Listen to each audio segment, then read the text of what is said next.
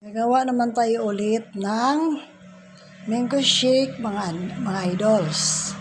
Ito mga ingredients. Ito yung mango, white sugar, tsaka ibap.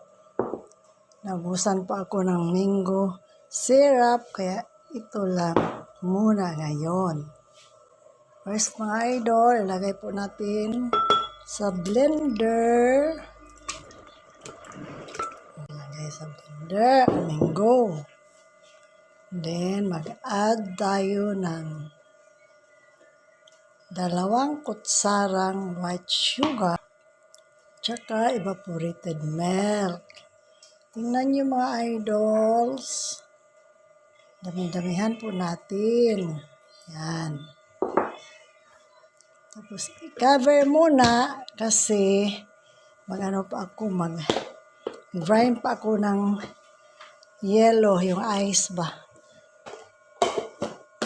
sa ating food processor. So, yun muna mga idols ha.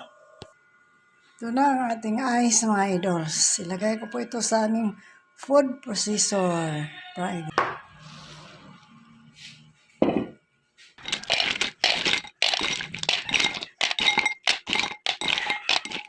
Food processor.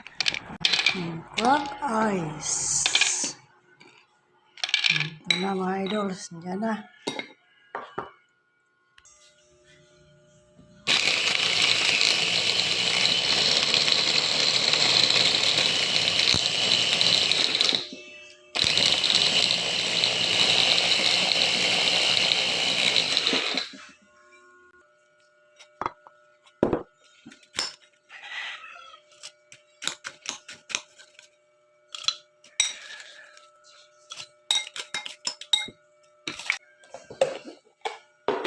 Dagdagan natin ng milk.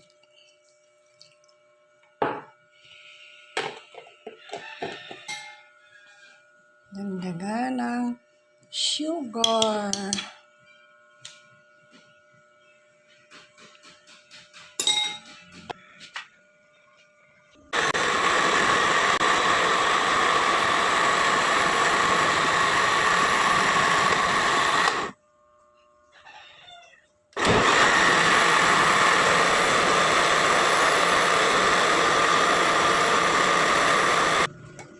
Here's na ang aking mango shake mga idols. Yes.